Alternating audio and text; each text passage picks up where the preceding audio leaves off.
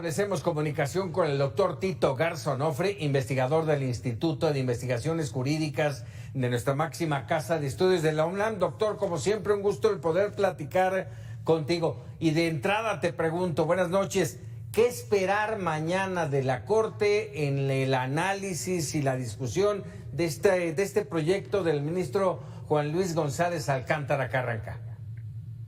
¿Qué tal, Paco? Buenas noches. Te saludo con mucho gusto a ti y a todo tu auditorio. ¿Qué esperar del proyecto que será discutido el día de mañana en la Suprema Corte? Lo que algunos ya han denominado lo que podría ser una de las últimas sentencias de la Suprema Corte en la época contemporánea. Va a ser una discusión dilatada, Paco. El proyecto es de 360 páginas, ¿no?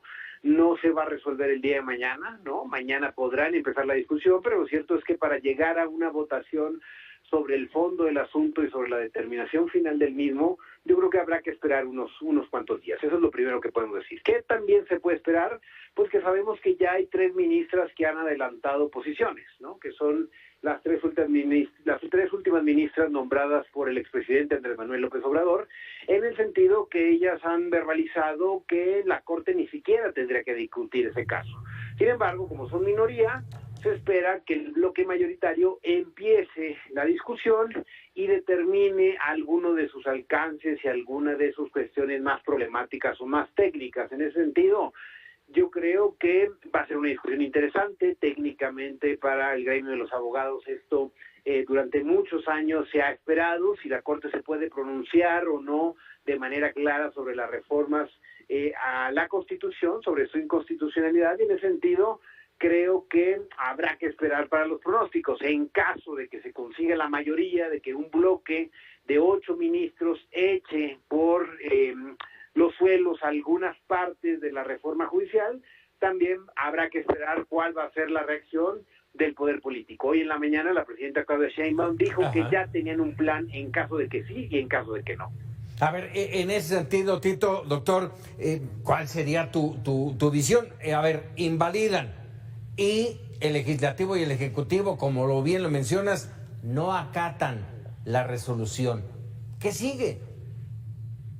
Claro que sí. A ver, si no acatan, Paco, yo creo que sí estamos en un escenario inédito. Sí estamos en una crisis constitucional en donde el poder político le puede hacer caso a discreción a las determinaciones que tome otro poder del Estado. Creo que es un muy mal antecedente, creo que esto afectaría los mercados, esto afectaría también la certeza y la seguridad de las inversiones, y en ese sentido, pues no hay que olvidar que también el día de mañana se elige presidente o presidenta en Estados Unidos. Se podría conjugar una tormenta perfecta que ayudaría muy poco a generar certidumbre en la economía y en la seguridad jurídica, ¿no?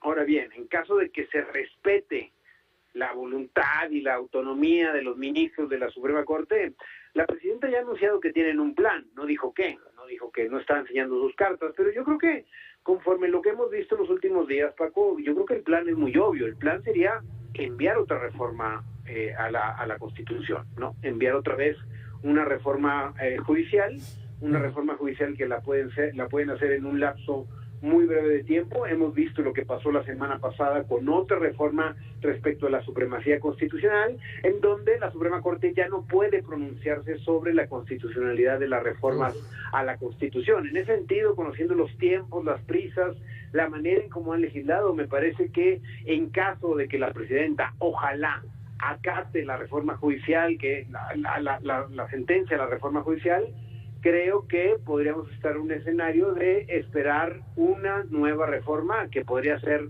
prácticamente igual, solo que en esta ocasión sí apegada a lo que indica la Constitución respecto a los plazos y a los tiempos que se deben cumplir para que entre en vigor.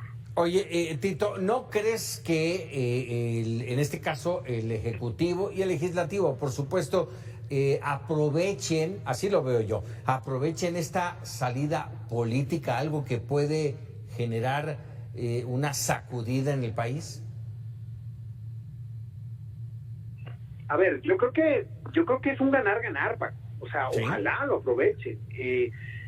Tuvimos oportunidad de discutir el proyecto, lo leímos en su integridad, y lo cierto es que es es un proyecto políticamente sensato, con muchos puntos medios, ofreciendo alternativas, tendiendo puentes hacia la gobernabilidad, para una mala reforma jurídica, ¿no? Una reforma que no habla de un régimen de transición, una reforma que deja en la indeterminación a muchísimas personas, una reforma que hoy el mismo INE ya encabezado por una persona que ha tenido cercanía al oficialismo, dijo que el presupuesto lo iban a detener, ¿no? Porque en la mañana a la presidenta le pareció que era mucho. Entonces, yo creo que no hay manera, de verdad, que esto no lo vean como una salida, como una oportunidad para evitar el desastre que implica propiamente que entre en vigor la reforma judicial tal y como está actualmente en la Constitución. Yo creo que de verdad la Corte le está haciendo un último favor al Ejecutivo y al Legislativo en evitarse una catástrofe mayor. Oye, doctor Tito, se me va el tiempo y no quiero dejar de hacerte esta pregunta. Mañana es Supermartes también en Estados Unidos, jornada electoral. ¿Esta elección podría tener impacto en la resolución de la Corte?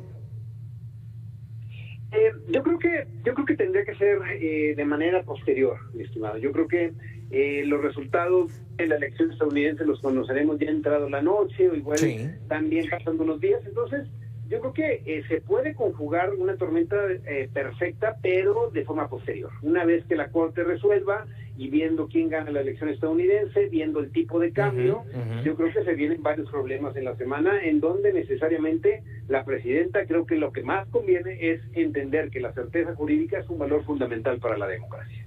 Tito Garza Onofre, te agradezco enorme, como siempre, estos minutos para Mega Noticias. No, gracias a ti, estimado Paco, que sea buena semana. Gracias, igualmente, muy buenas noches.